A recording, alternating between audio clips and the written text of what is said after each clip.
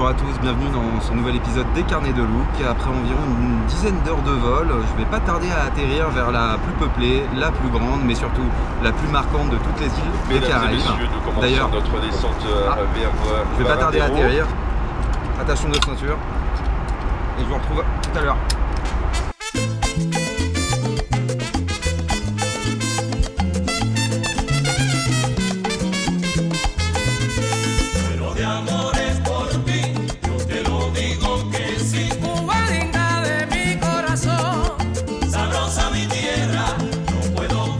Vous l'aurez sûrement deviné, c'est à Cuba que j'ai décidé de vous retrouver, une destination aussi unique, incomparable qu'inoubliable, qui nous manquait beaucoup chez Louk Voyage depuis quelques années et qui fait donc son grand retour à la demande générale. Allez, allons-y, on a un gros programme qui nous attend.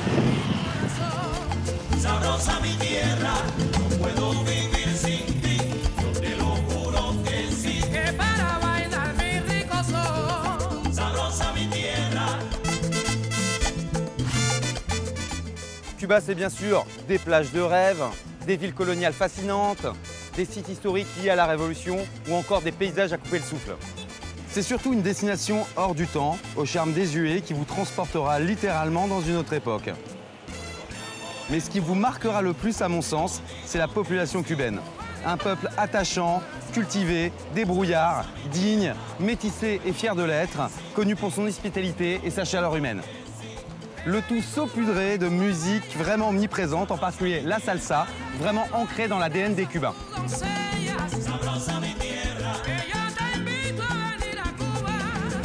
C'est bien sûr à Varadero, dans la province de Matanzas, à environ 2 heures de route de la Havane, que je vais séjourner. Et je vous rappelle qu'il s'agit de la plus ancienne et la plus grande station balnéaire cubaine. Elle est située côté océan Atlantique, sur la partie la plus septentrionale de Cuba, juste en face de la Floride et de ses quilles, qui ne se trouve qu'à 200 km à peine.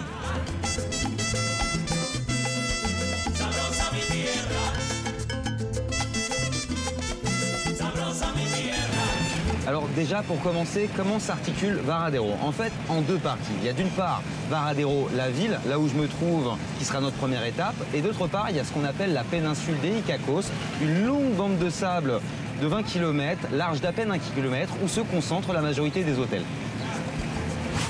Nous voilà donc à Varadero, à la découverte de cette petite bourgade vivant certes quasi exclusivement du tourisme, mais qui, vous le verrez, a malgré tout conservé un certain charme. Grâce à ces vieilles voitures des années 50, ces églises, ces marchés artisanaux, ces vieilles maisons d'un autre temps ou encore ces écoliers en uniforme. Alors évidemment, ce n'est pas La Havane ou Trinidad, mais en attendant, c'est déjà un certain dépaysement.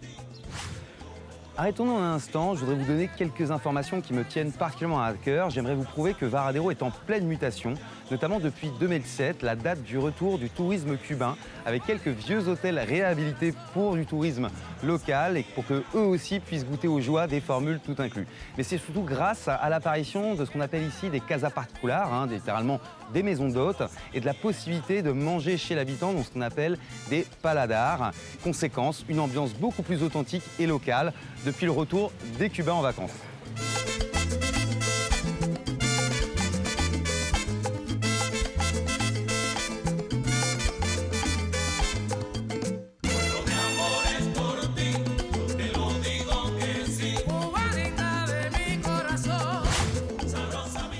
Bon, il ne m'a pas laissé conduire tout le long, c'est pas grave.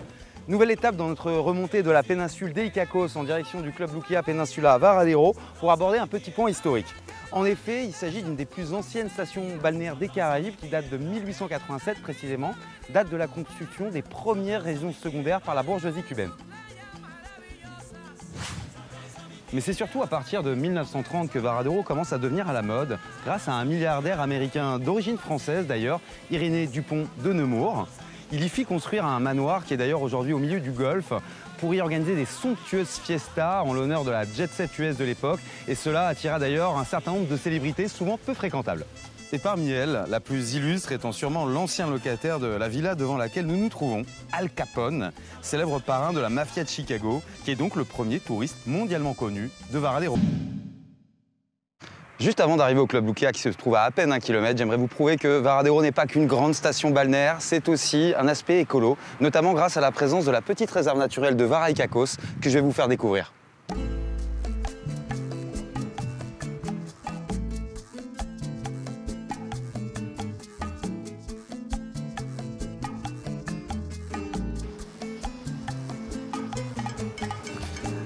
À ne pas manquer pour moi, surtout vu la faible distance par rapport au club. Parfait pour un premier aperçu de la flore locale, notamment une espèce de cactus géant vieux de 500 ans, mais aussi de la faune cubaine avec 24 espèces de reptiles, 32 espèces d'oiseaux que l'on pourra observer en parcourant les nombreux sentiers de randonnée traversant la forêt et la mangrove.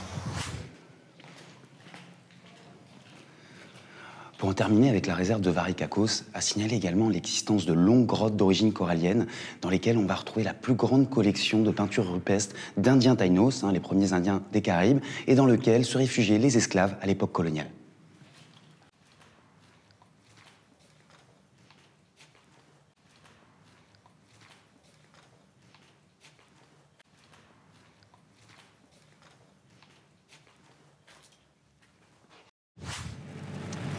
Juste après la réserve naturelle, nous arrivons à l'extrémité de la zone touristique que l'on appelle Punta Icacos. C'est la partie la plus récemment développée à Varadero et qui est composée quasi exclusivement d'hôtels 5 étoiles à l'architecture basse construits à partir des années 2000 et dont fait partie le Club Luquea Península Varadero.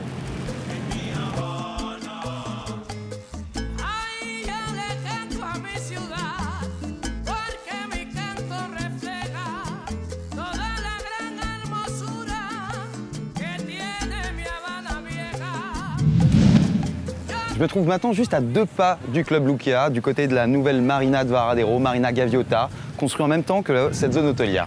Vous profiterez d'une agréable promenade parsemée de boutiques, de terrasses, mais c'est surtout le point de départ idéal, direction les célèbres Cayos, ces fameuses îles désertes qu'on pourra aborder au large de Varadero et qu'on découvrira dans la partie excursion tout à l'heure.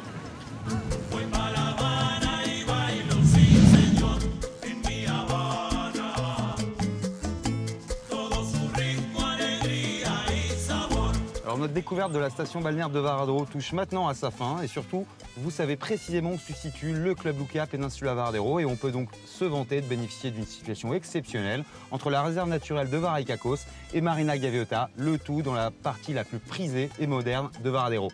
Muchas gracias, señor. Hasta luego. Maintenant, je crois qu'on m'attend.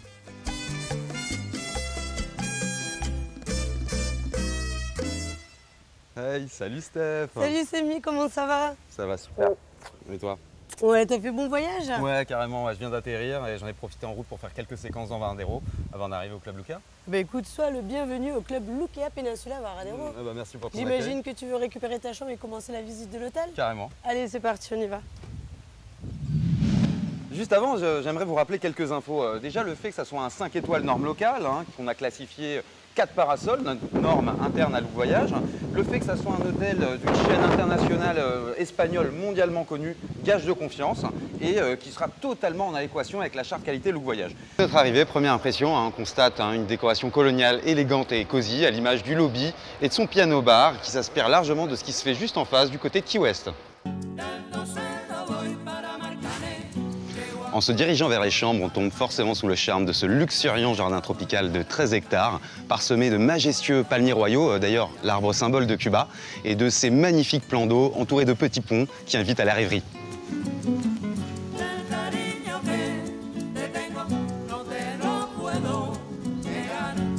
C'est donc dans ce cadre enchanteur que sont harmonieusement disséminés des petits bâtiments de 2 à 3 étages à l'architecture typique, où le béton est banni et le bois omniprésent. On voit maintenant les fameuses chambres de 42 mètres carrés minimum qui pourront accueillir jusqu'à 3 adultes ou 2 adultes et 2 enfants. Et vous verrez, elles sont toutes équipées d'un grand dressing, d'un petit coin salon, mais également d'un balcon ou d'une terrasse vue jardin. Allez, suivez-moi.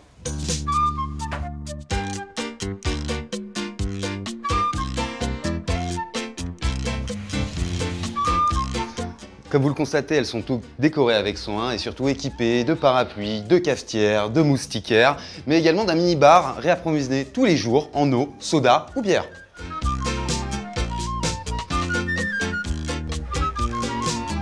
Gros avantage supplémentaire, l'existence de chambres familiales qui pourront accueillir jusqu'à 2 adultes et 3 enfants grâce à l'existence de lits superposés, ce qui, je vous le rappelle, est assez rare sur les clubs Luquea en long courrier. Nous voici à présent du côté de la piscine dédiée aux familles, donc peu profonde, un magnifique espace composé de plusieurs jeux aquatiques et petits toboggans, le tout surplombé d'une reconstitution très fidèle du célèbre Castillo de la Havane. Profitons de ma présence du côté de la piscine dédiée aux familles pour aller jeter un coup d'œil au mini-club. Vous le verrez, ici les enfants seront comblés dans un espace qui leur est totalement dédié grâce à des équipements de qualité, un bateau pirate, la proximité avec la piscine, des spectacles pour enfants, d'ailleurs un spectacle de clown en ce moment même, mais surtout quelque chose de jamais vu en club Lukea, un snack bar intégré au mini-club, évidemment sans alcool.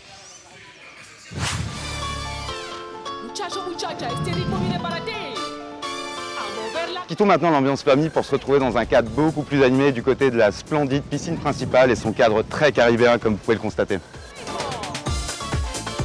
Allez chers vacanciers, ici deux petites minutes, on se retrouve du côté de la plage et pour votre séance d'aquamer.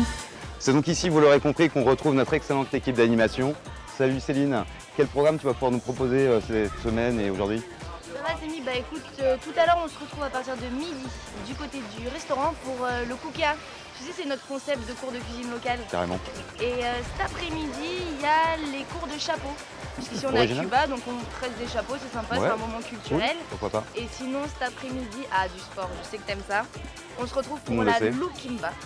Du côté de l'amphithéâtre, on va se défouler et puis après on fait un petit stretching histoire de se reposer un peu. Ok, bah on va voir ça. Ok, à plus tard. À plus. A noter surtout l'existence d'un super pool bar que nos clients adorent. Alors Tatiana, j'espère que tu passes de bonnes vacances. Oui, tout à fait. L'hôtel est vraiment magnifique et Cuba est une destination unique.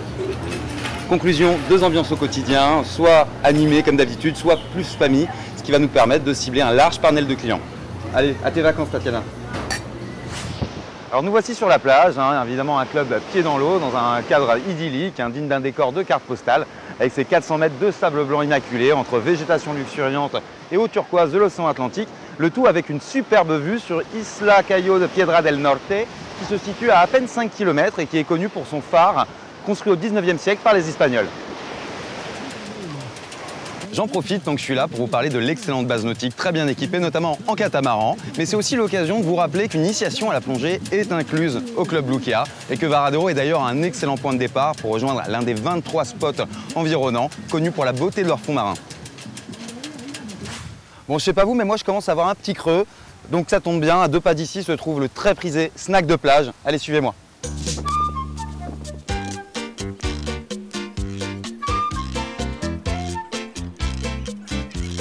Ça y est, nous y sommes, un véritable mini buffet avec show cooking, grillade, parfait pour les petites creux ou tout simplement pour ceux qui préfèrent rester côté plage pendant le déjeuner.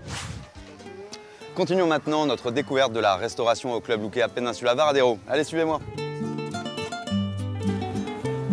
Alors contrairement aux apparences, je ne me trouve absolument pas dans un des 4 restaurants à la carte de l'hôtel, mais tout simplement au resto buffet principal qui, comme vous le constatez, est aussi feutré que cosy. Allez, je vais me servir. Alors cette fois-ci, je me trouve bien dans un des 4 restos à la carte, accessibles 2 fois par semaine sur réservation dans le cadre de notre formule tout inclus. Vous pouvez très bien aller à l'italien, aller au mexicain, aller au français. En l'occurrence, j'ai choisi de tester le Sakura, qui est de loin le plus prisé et qui, comme son nom l'indique, est un resto japonais. Vous allez comprendre pourquoi.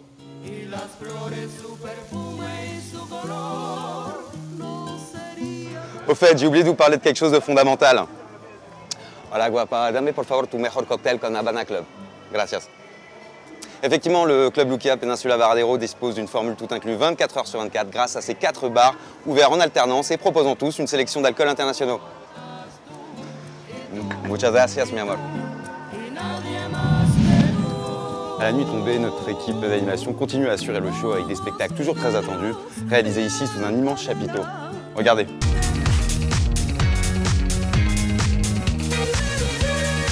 Vous avez vu pas mal? Maintenant, je vous propose de poursuivre la soirée avec moi dans la boîte de nuit avec nos cousins québécois.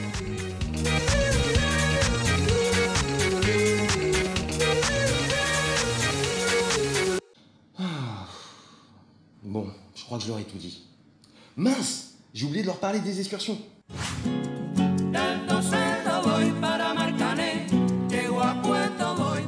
Commençons bien sûr par une étape obligée, la capitale, La Havane, une ville au charme unique au monde, fondée en 1515 par les Espagnols, dont le centre historique est classé au patrimoine mondial de l'humanité, où l'on pourra flâner dans ses nombreuses ruelles piétonnes à la découverte des 4 places principales de la vieille ville coloniale, le Capitole, ou encore déguster un mojito dans la célèbre Bodeguita del Medio. Pour les férus d'histoire, nous proposons également un combiné de 3 villes mythiques, avec Trinidad, Cienfuegos, mais aussi Santa Clara. Sans oublier de nombreuses sorties possibles en catamaran vers les îles désertes, comme Cayo Blanco par exemple. une de mes préférées pour un Cuba de nature rurale et authentique à bord d'une part de véhicules tout-terrain, mais surtout de petites embarcations qu'on pourra conduire soi-même en direction d'un ranch puis de Cueva Saturno où la baignade est possible. Et pour finir, pour les fans de musique cubaine, pourquoi pas passer une soirée dans un des nombreux cabarets très prisés de la région pour un dîner-spectacle ou en couleur, ou encore assister à des concerts du mythique groupe Buena Vista Social Club dont certains membres sont encore en vie et se produisant depuis peu à Varadero. Profitons-en. Notre visite du Club Luquea Péninsula Varadero s'achève. Vous avez pu constater avec moi ces nombreux atouts que je vous propose de récapituler brièvement. Premièrement, ce que j'aime, c'est sa situation à l'extrémité de la péninsule des Icacos, entre la marina et la réserve naturelle protégée.